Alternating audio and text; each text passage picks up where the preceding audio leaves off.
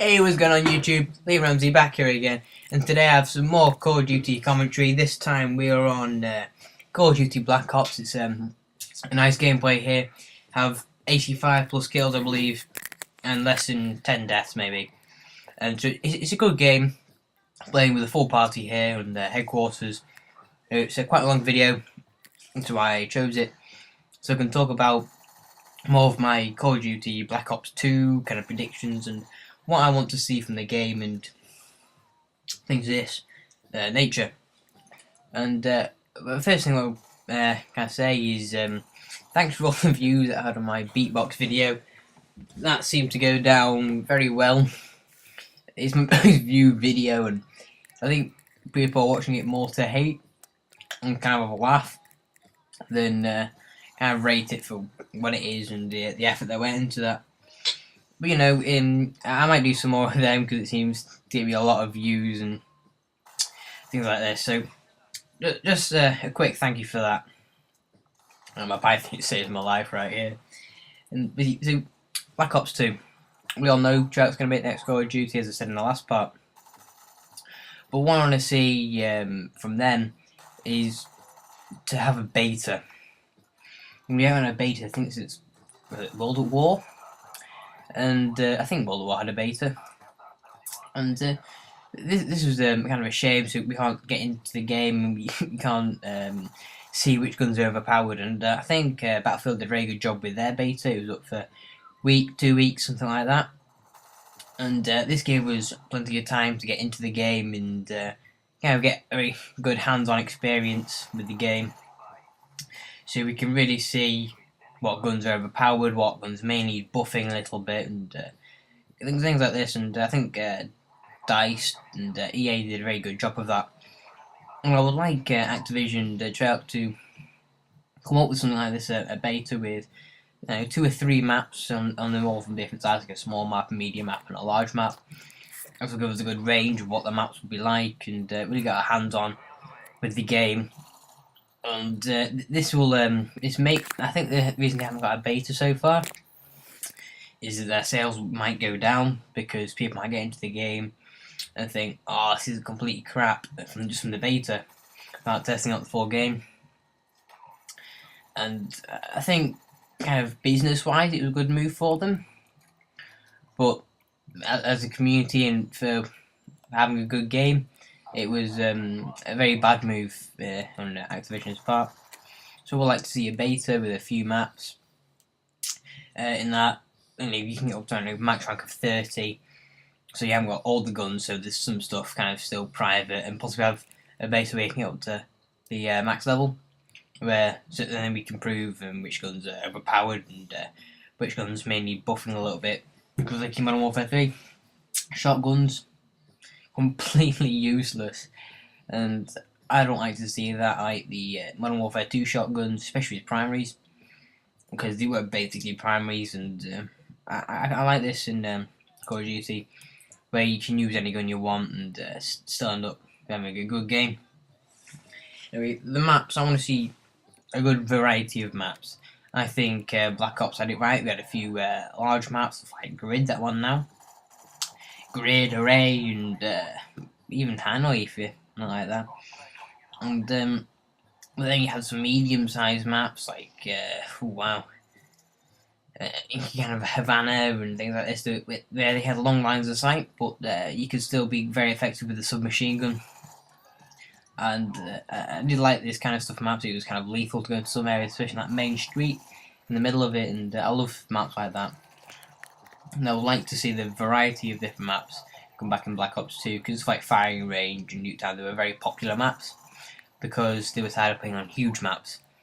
And now Modern Warfare 3's come out, everyone's kind of got tired with these linear maps with very corridory, that's not even a word, but there's a lot of corridors in them, and there's not much height difference. You can possibly get up 2 sets of stairs, maybe. I don't like it. The maps are too flat for me, and so I like to see a variety of maps coming back. That's kind of the baseline in this. And then weapons.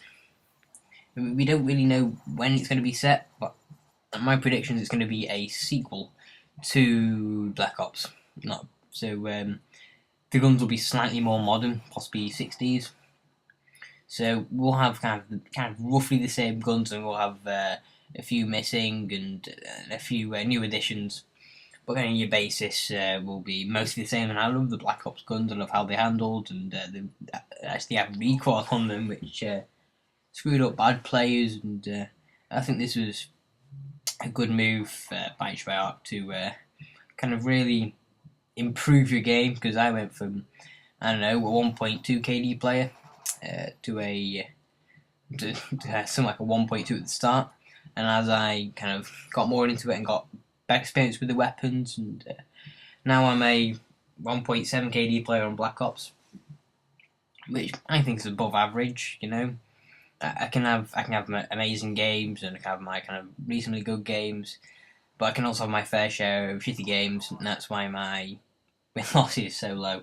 It's like 0.4, and I find that, well, some people find it annoying, but I'm not particularly bothered. Win losses doesn't really matter to me.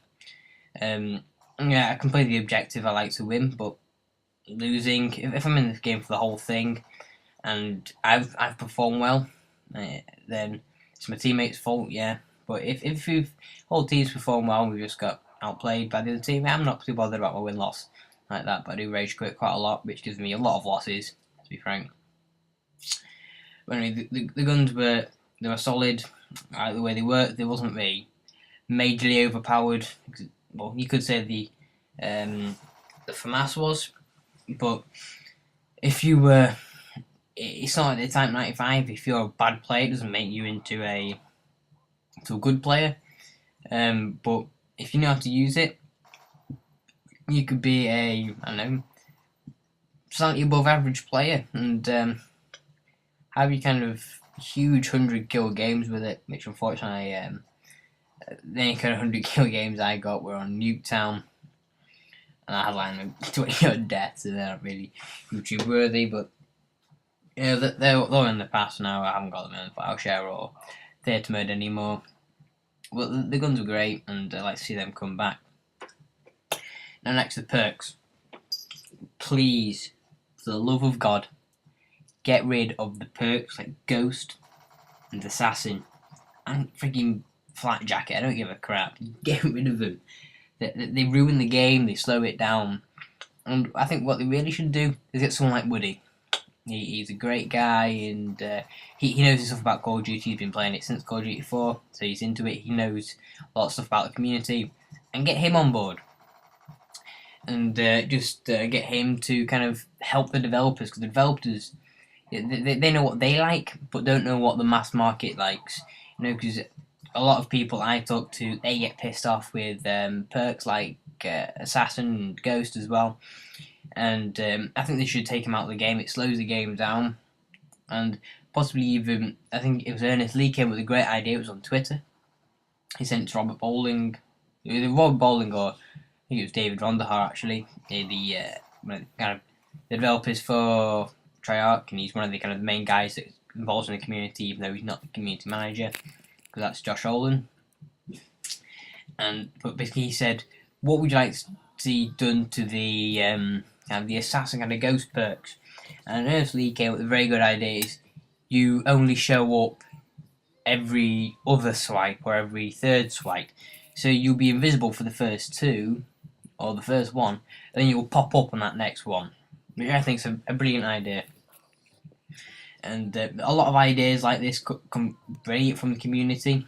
Things like, if you've stood still for 15 seconds, you've got a little red blinker on the menu map. But there's a lot of issues with stuff like this. Things like, all he has to do is, after 10 seconds, move back a foot, forward a foot, and it doesn't show up. And they have to fine tune stuff like this to really make their game the best they can. So that's the perks, and also I love the perks in Black Ops, and I think they should kind of improve a few. There's a few that were a lot weaker than all the others. Things like, I don't know Black Ops perks that well. Stuff like Scavenger Sleight of Hand. Scavenger Sleight of Hand combo was lethal. But then Warlord, who the hell uses Warlord unless he's a retard? To be frank, because you want that fast reload. It helps in the gunfights, and you want the faster ADS. So who on earth would put Warlord on unless he's a spastic? And then you got Scavenger, which I love the Scavenger in Black Ops. It replenishes grenades. That's why I hate it in Modern Warfare 3, because I want that other grenade. I want the extra concussions. Yeah, don't really do noob tubes. Black Ops had it perfect for that. No replacing noob tubes or launchers and like that. But give me my grenades back. And because I love using grenades and flashbangs, it really annoys other people, and I freaking love it. Because if I could have Scavenger and Recon on one class, I would be invincible. I think that's just like with the game, but hopefully they don't do that.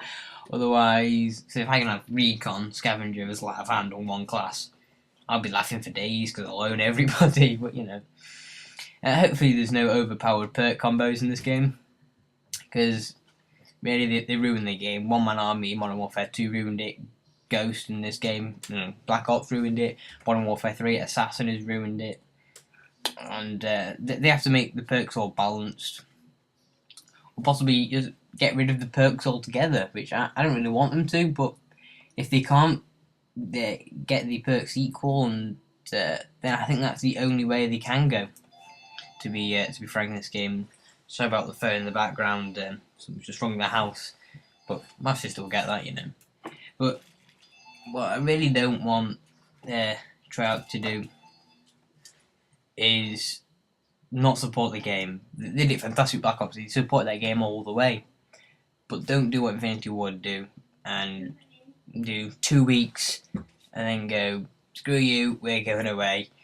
Because I found that frustrating, because it took them like 6 months to fix the care package glitch, and a month and a half to fix the Javelin glitch, and I hope we have good post-release support.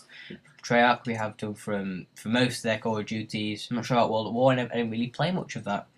Black Ops, we had great post support. They were patching this, patching that, patching things that people haven't realised yet. I thought they had a great mentality towards the game, and this found it very fun for a lot of players. And this gave us great control over what we wanted in the game, because we could say the AK-74U is overpowered, and they dumbed it down. I think they dumbed it down too much, but they did what they had to do.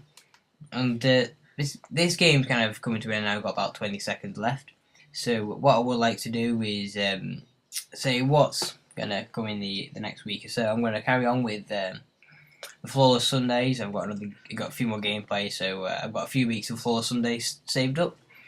I will have a F1 2012 predictions video up in the next few days. So that's race on Budapest, and I will also have possibly a dual commentary with some other people, and a road to Preston that I've recently done. So thank you for watching the video, guys. Please like, favourite and subscribe.